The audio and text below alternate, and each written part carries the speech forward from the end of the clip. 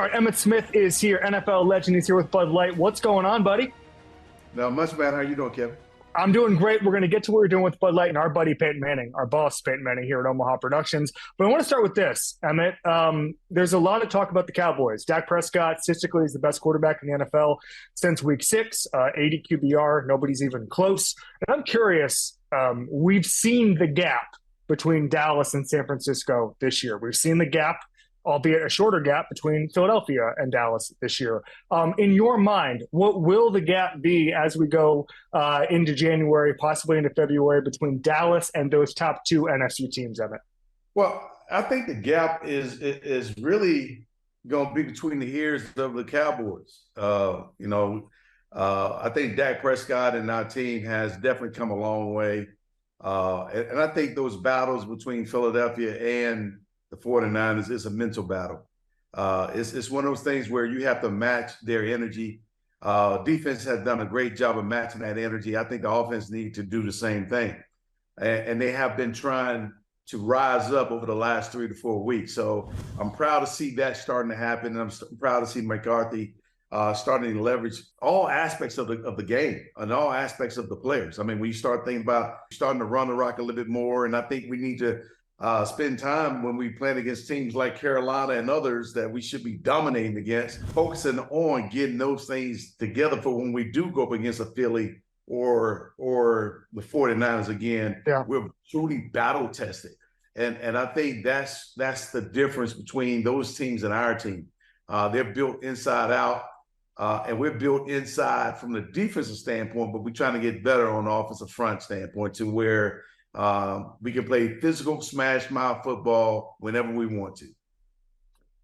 Overcoming, it sounds like you're saying, especially with San Francisco, that it's a little bit of a mental hurdle and getting that edge, getting that mentality, so the next time they play, you don't get your doors blown off like you did last time. Just from a mental standpoint, over the course of the season, how do you get mentally tougher, Emmitt? Well, first of all, you know that you're going up against a tough team like the 49ers or even the Philadelphia Eagles. So you know you're going to be in for a physical fight. So you have to absolutely match that energy, especially when you're on the road. Yeah. And it makes it tough when you're on the road. And when you go into Philadelphia, you saw our team. They played very spirited football. They did not want to get smashed mouth again like they did against the 49ers, so therefore they rose up. But unfortunately, you got to play like that all the time. Whether it's in practice, you got to compete like that all the time in practice. So when you get into a game, it's an afterthought. It's not something that you're pressing and pressing and pressing now. Then all of a sudden you get into the 5-minute left in the game. Then all of a sudden you start reverting back to some of your old ways by making the mistakes that cost you. So mentally, that's why I say a lot of this is mental for our team. And we have to make up our mind offensively, offensive line-wise and coaching-wise, that we're going to be tough. And how we're going to be tough, we're going to pound the rock, and we coming right at you, and I don't care if you know it. So it becomes more of an attitude thing and a mental state of mind than anything else. It's not braggadocious. It's just saying, okay, we understand that we have the capabilities of doing it, and I'm going to lean on my guys to make sure that this happens, and I'm going to make sure that we're practicing against one of the best defenses every week, who's coming after other offenses every week. So we should get better. Yeah. So we do something on this show, Emmitt, called Badasses, and it's about the most badass person you've ever played with. And that could be anybody. Obviously, it's going to be from someone on the glory days, Dallas Cowboys, which is one of the most badass teams of all time. You were a badass yourself, although normally people don't pick themselves. But obviously, I wanted to pick your brain about that team, because when people think about that team, you just think of all the big personalities. You think of all the winning that they did. You think of Jimmy Johnson and that swagger. I just read his book. It's one of the best football books I've ever read, just how he installed that winning mentality. So I'll give you the floor. The biggest badass on that team, Emmitt, was who? The biggest badass on that team? We had so many badasses. I mean, the biggest. I mean, Charles Haley was a beast, because he required 2 or 3 guys to block him at all times. Irvin was a beast, because you couldn't play him man to man, because he would beat you behind man to man. Jay Novacek was a beast when it came down to trying to guard him and protect and defend him. But then when you start thinking about my offensive line, Eric Williams was mean as hell. Larry Allen was mean, powerful, and unassuming as all get out. And Mark Tournay was a straight up dog. So we had some beasts on our team, no doubt about it. But some of the badasses, I just mentioned most of them anyway. And not to mention when Dion came to our squad, when he came to our squad, he shut down half the field. Yeah. And then Darren Woodson in the secondary. I mean, and James Washington. I mean, come on. We had, and Ken Norton. Think about Ken Norton, linebacker. And, you know, when you got somebody at the 1 yard line in the Super Bowl, and it's you and him mano a mano, and you stand him up and you walk him back and they don't get a touchdown, that's badass. So if you were, an alien comes down and he says, I want to understand that era of Dallas Cowboys football. Was there a game where you just absolutely dog walked some team? Like, what game do you look at and say, that was that era of Dallas Cowboys football where you just destroyed a team? Probably, I mean, I can't say we destroyed them. They destroyed themselves. We destroyed the Bills in our very first Super Bowl. Yeah. We put up 50-some points, but they hurt themselves. So Did we really destroy them, or did they destroy themselves? I think they destroyed themselves. But when you start talking about destroying somebody, it's when we took it to them like the Giants on Monday night in 95. Yep. Played them up there on Monday night in 95. We put up 35 points on them, and I think we beat them 35 to absolutely nothing. And there was nothing they could do to stop us. And so there were games like that where when things got kind of lopsided our way, and then there were games like that where things didn't quite get as lopsided. But it's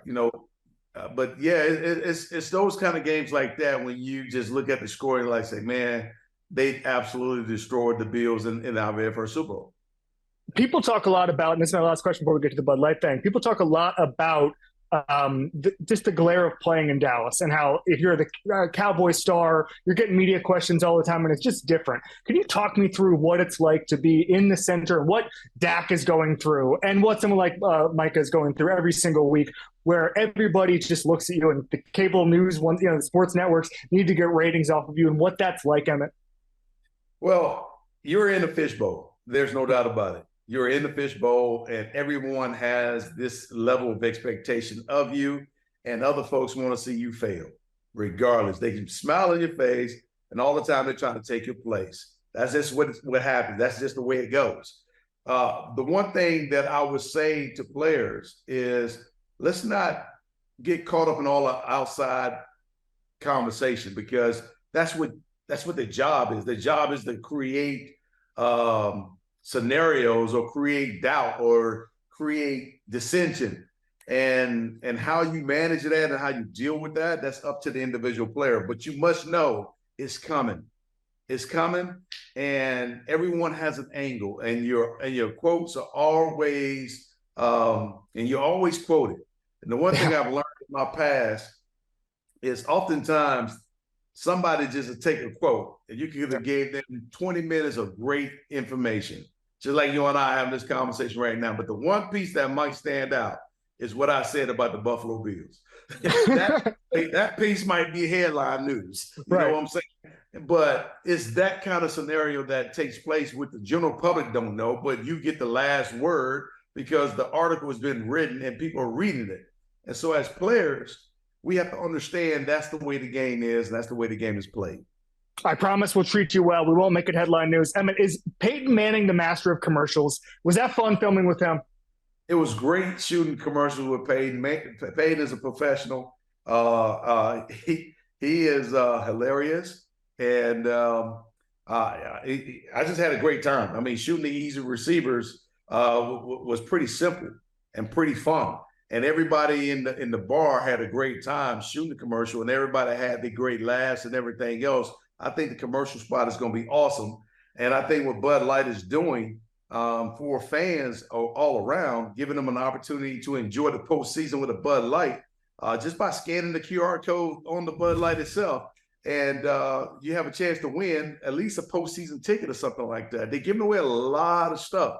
And if you're one of the fortunate ones, who knows? You might get a chance to be one of the 21 fans to get an opportunity to go to Super Bowl and check it out there in Vegas. So I think Bud Light is doing a wonderful thing to try and not only engage with fans, but give fans a very unique experience is what everything is all about. That's what the commercial is all about. Peyton Manning and I in a bar throwing beer around and buying everybody beer and the people catching passes and everything else.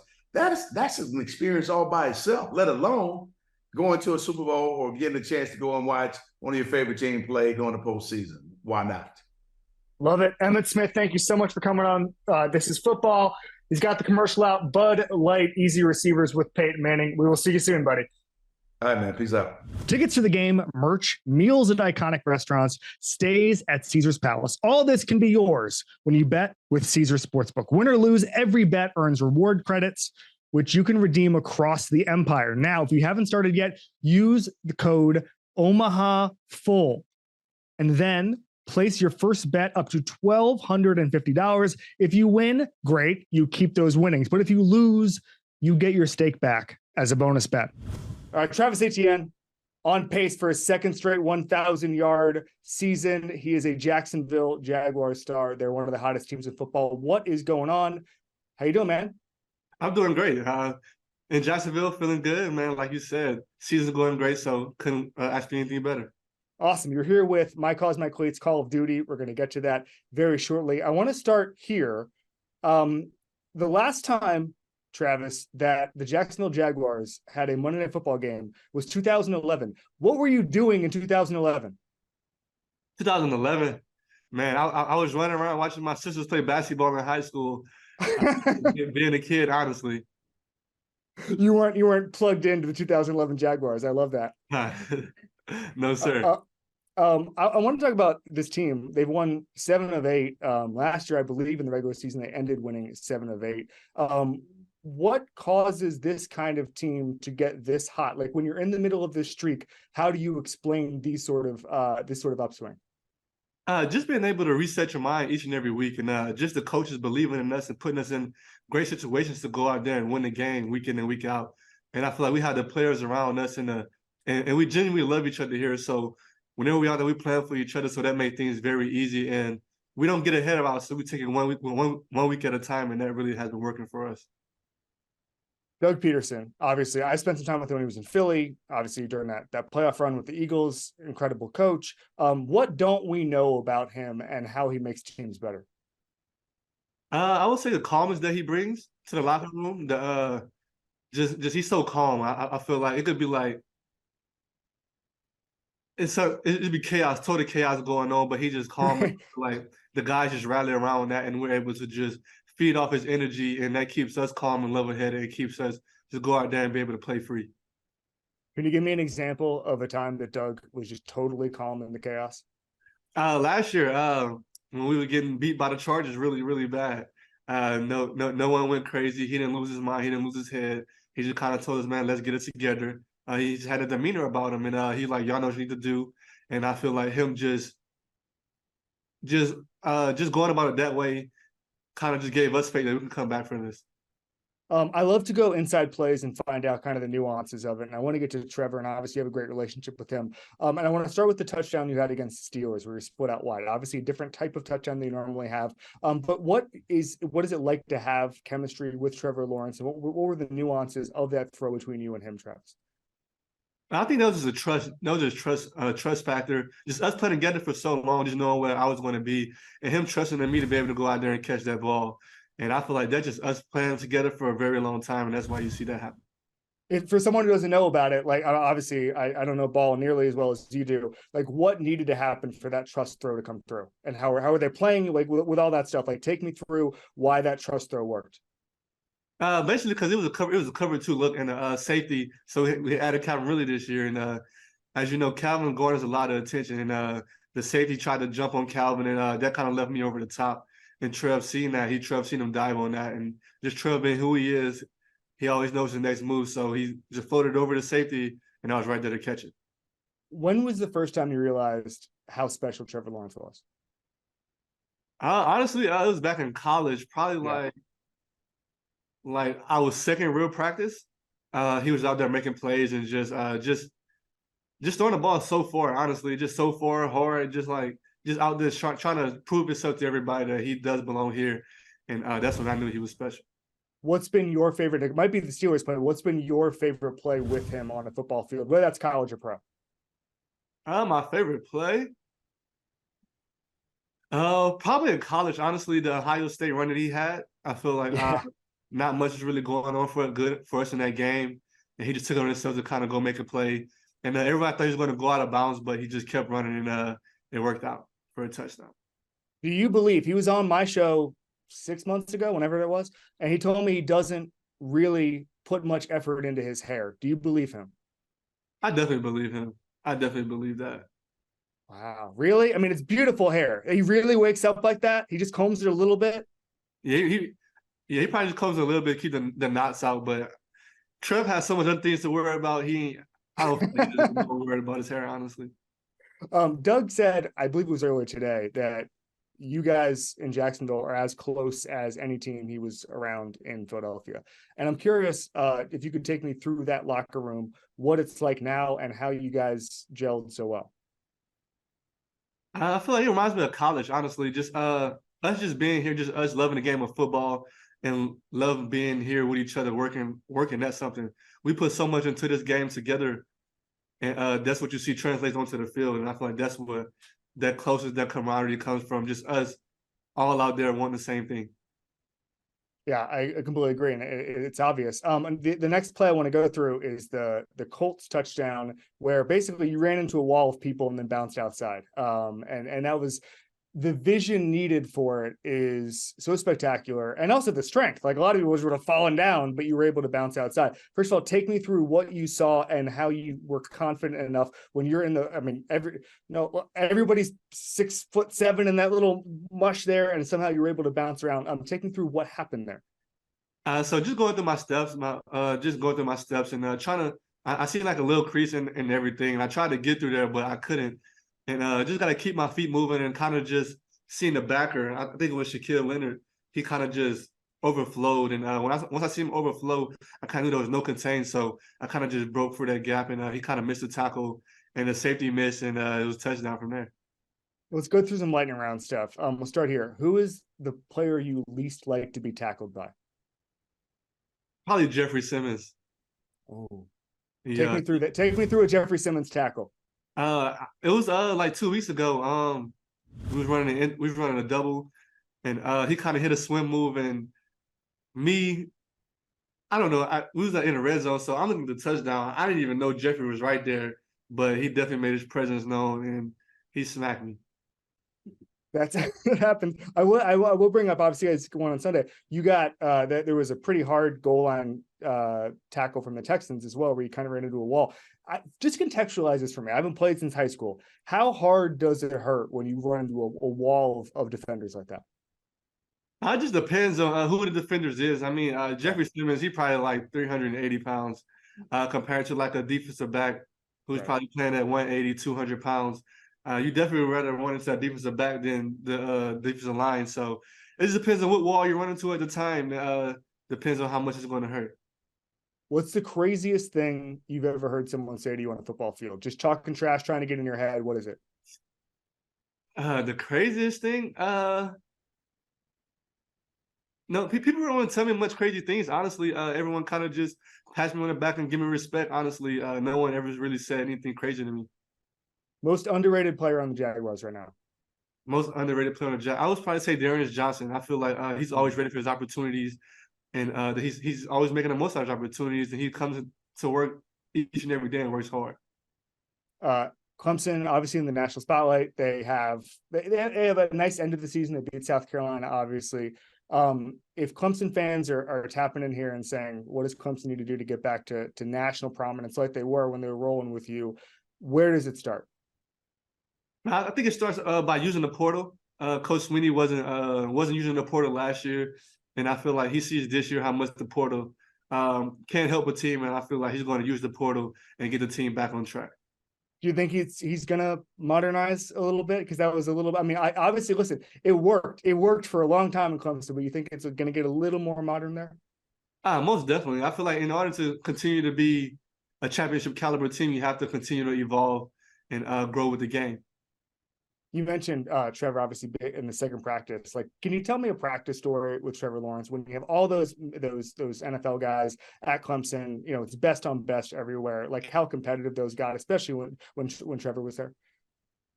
That was one practice. I think Isaiah Simmons had pushed Trev, and like the whole offensive line kind of swarmed on Isaiah, and like a little kind of fight had broke out.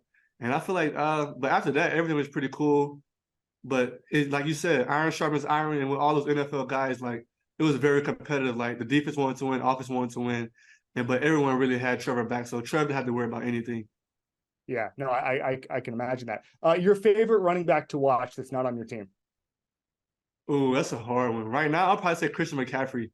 I feel like I kind of been watching his game, and he kind of been helping me just continue to grow my game because he's been doing it for a very long time at a high level. Yeah. I was going to ask, I mean, what specifically, like technique wise, are you working on right now to get better? Just my footwork, just being vertical, just keeping my shoulders square at all times, and getting vertical up the field. Stop not trying to run side to side, not worry about getting to the sideline as much, getting vertical up the field. You were mic'd up against the Texans. Do you have to warn everybody that you're mic'd up when you are? Oh, definitely, because you never know what someone's going to say. You never know what someone's going to say, so I have to give those warnings out. This is important because I heard you yell Duval on the mic'd up, either this one or the one you did in September.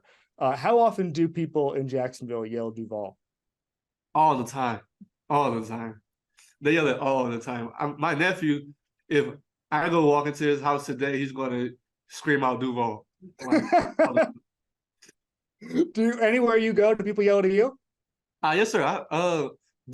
Last year, not really much, but this year, I guess with the success of the team, everyone just feeling the hype about the team. I'm definitely getting a lot of Duvals around here. Where are you getting it? Like gas stations, movie theaters? Gas station, because I really don't go out to the store or shop or anything. Of course.